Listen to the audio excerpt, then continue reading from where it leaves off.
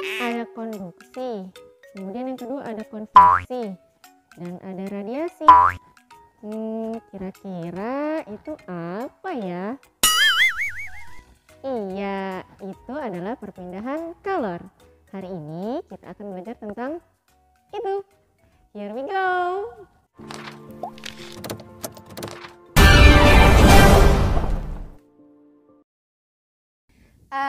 Assalamualaikum. Salam selamat dan sejahtera. Saling mendoakan di antara kita. Jawablah waalaikumsalam. Assalamualaikum warahmatullahi wabarakatuh.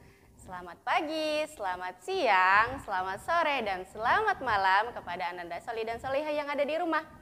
Bagaimana sih kabarnya hari ini?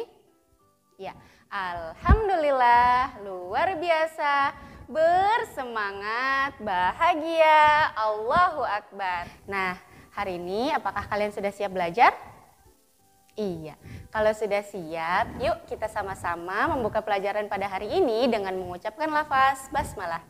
Wahid, isnain, salas.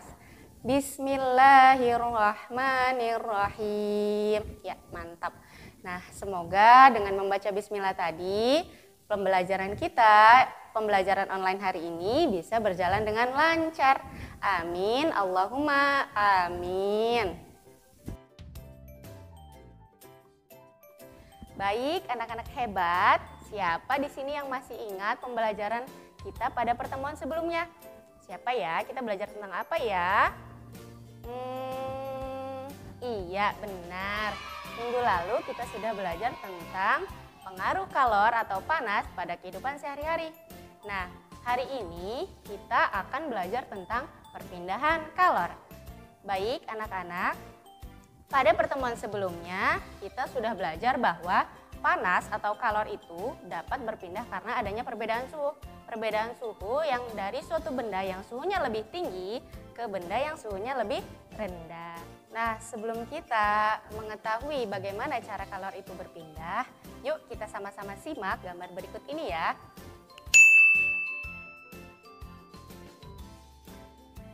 Baik, jika sudah, yuk kita sama-sama bahas satu persatu gambarnya. Gambar yang pertama, Soli dan Solihah, gambar yang pertama itu adalah gambar setrika listrik. Nah, kalian pada tahu nggak apa hubungannya setrika listrik dengan perpindahan kalor? Apa ya? Coba, ada yang tahu? Iya, kalau belum, yuk kita bahas sama-sama. Siapa yang pernah tidak sengaja menyentuh atau tersentuh bagian dari alas besi setrika ini? Siapa? Ada? Oke. Bagaimana rasanya? Pasti akan terasa panas ya, Nak. Nah, tapi kalian tahu nggak dari mana panas besi setrika ini berasal? Oke, kita bahas sama-sama ya. Baik, Solihah. Panas yang ada di besi setrika ini mengalir dan bersumber dari ketika setrika ini dihubungkan ke arus listrik. Bagaimana caranya? Nanti arus listrik itu akan mengalir melalui elemen panas yang ada di setrika ini. Kemudian panas yang ada di elemen setrika ini kemudian akan mengalir ke bagian alas besi setrika yang ada di bawah ini. Makanya ketika kita menyentuh setrika yang sedang dihubungkan ke listrik, itu pasti akan terasa panas. Nah, perpindahan panas yang terjadi pada setrika ini disebut perpindahan panas secara konduksi. Iya, benar. Jadi, konduksi adalah perpindahan panas melalui suatu zat perantara. Di sini, diantaranya zat perantaranya adalah zat padat, yaitu besi, dan elemen panas yang ada di dalam setrika ini. Baik, Solihah, untuk perpindahan panas secara konduksi, supaya lebih jelasnya, kita tonton dulu ya video berikut ini.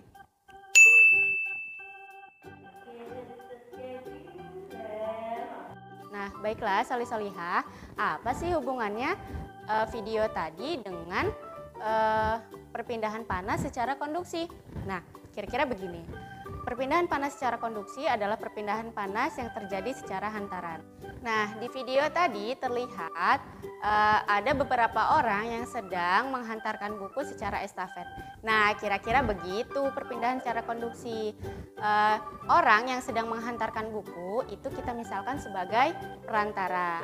Yang kalau misalnya tadi disetrika tadi itu perantaranya adalah zat padat. Nah, sedangkan buku yang dihantarkan itu kita misalkan sebagai panas. Nah, dalam perpindahan buku tadi, orang yang menghantarkan buku tadi tidak ikut berpindah, melainkan hanya bukunya yang berpindah. Perpindahan panas secara konduksi itu terjadi biasanya pada zat padat. Contoh lain pada kehidupan sehari-hari adalah biasanya ketika kita sedang mengaduk teh, lama-kelamaan jika sendoknya kita rendam di dalam air teh tersebut, pasti ujungnya akan terasa panas ya. Oke, salih-salihah, kita lanjut gambar yang kedua ya.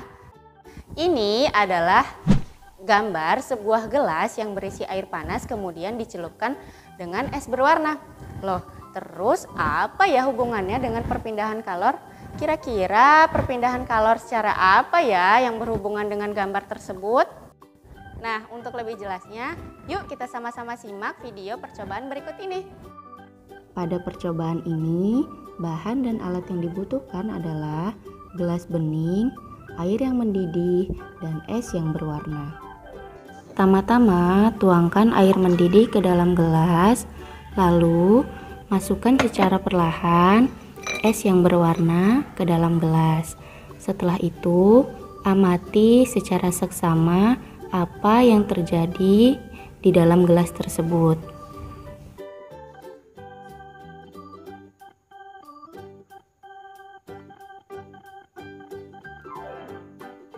Wah, salih-salihah, ternyata setelah kita amati, pada air dalam gelas tersebut terdapat pola aliran air panas yang terlihat. Nah, peristiwa ini disebut dengan peristiwa perpindahan panas secara konveksi. Pada perpindahan panas secara konveksi terjadi pula perpindahan zat perantaranya. Nah, kalau dalam percobaan tadi itu zat perantaranya adalah air. Jadi, konveksi adalah perpindahan panas yang disertai dengan perpindahan zat perantaranya. Biasanya terjadi pada benda cair atau benda gas yang bisa bergerak. Contoh lain dari perpindahan panas secara konveksi adalah air yang direbus, terjadinya angin darat dan angin laut, dan cerobong asap pabrik. Bagaimana anak-anak? Sudah paham? Oke, kalau sudah kita lanjut gambar yang ketiga. Nah, kira-kira gambar yang ketiga ini membahas tentang apa ya? Kira-kira membahas perpindahan panas secara apa ya? Anak-anak, pernah nggak kalian berdiri di luar rumah ketika cuaca atau panas matahari sedang terik-teriknya? Bagaimana rasanya? Panas bukan? Iya, kita pasti akan merasakan panas di kulit kita. Nah, panas matahari ini akan sampai ke bumi walaupun jarak antara bumi dan matahari itu sangat jauh sekali. Nah, bagaimana caranya? Panas matahari sampai ke bumi merambat melalui ruang hampa. Di dalam ruang hampa itu tidak ada zat perantara. Makanya matahari merambat ke bumi tidak melalui peristiwa konduksi ataupun konveksi. Tetapi matahari merambat ke bumi atau sampai ke bumi melalui cara yang disebut dengan radiasi atau pancaran.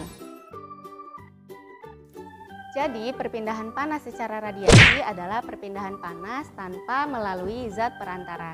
Nah, contoh lain dari peristiwa perpindahan panas secara radiasi adalah panas yang kita rasakan ketika kita sedang berada di dekat api unggun atau berada di dekat kompor yang menyala. Oke, sekarang sudah bisa ya perpindahan panas terjadi melalui beberapa cara. Yuk kita sebutin sama-sama. Yang pertama, konduksi. Ya, konduksi yaitu perpindahan panas yang terjadi pada zat padat tanpa disertai dengan perpindahan zat perantaranya. Oke, good job. Nah, yang kedua, konveksi. Apa itu konveksi? Yaitu perpindahan panas yang disertai dengan perpindahan zat perantaranya. Biasanya terjadi pada zat apa? Iya, zat cair atau zat gas. Good job. Nah, yang ketiga yaitu radiasi. Nah, radiasi ini perpindahan panas yang terjadi tanpa melalui zat perantara. Nah, anak-anak, ternyata perpindahan panas melalui 3 cara dapat terjadi pada waktu yang bersamaan loh. Tapi terkadang kita tidak menyadarinya. Contoh, ketika kita sedang berada di tepi pantai, panas yang terinjak oleh kaki kita itu merupakan perpindahan panas secara konduksi. Kemudian, semilir angin yang kita rasakan sejuknya di tubuh kita itu merupakan peristiwa perpindahan panas secara konveksi. Dan panas matahari yang mengenai kulit kita itu merupakan panas dari radiasi matahari. Anak solih dan solihah, ternyata ada loh ayat di dalam Al-Quran yang berhubungan dengan pelajaran kita hari ini, yaitu dalam Quran surat An-Naba ayat 13. Yuk kita baca sama-sama ayatnya. Bismillahirrahmanirrahim. Waja'alna sirajan wahaja. Yang artinya, kami telah menjadikan pelita yang terang benderang atau matahari. Nah, Allah Subhanahu wa Ta'ala telah menciptakan matahari sebagai pelita yang terang benderang cahayanya. Dari panas matahari, kita merasakan banyak sekali manfaat. Secara langsung dan tidak langsung, kita merasakan perpindahan panas secara konduksi, konveksi, dan radiasi. Nah, anak-anak solih dan solihah, sebagai halnya panas, begitupun perbuatan baik dan perbuatan buruk juga dapat berpindah. Nah, ketika kita melakukan perbuatan baik, itu akan mempengaruhi orang lain untuk melakukannya. Maka dari itu, sebisa mungkin kita terus melakukan kebaikan dan menyebarkan energi positif di lingkungan dan teman kita. Semangat berfastabiqul khairat. Anak-anakku sudah paham? Alhamdulillah luar biasa. Baik, akhirnya selesai sudah pembelajaran kita pada hari ini. Atas perhatiannya, Bu Guru mau mengucapkan terima kasih. Jawab salam dari Bu Guru dengan suara yang paling semangat. Wassalamualaikum warahmatullahi wabarakatuh. Sampai jumpa di pembelajaran selanjutnya.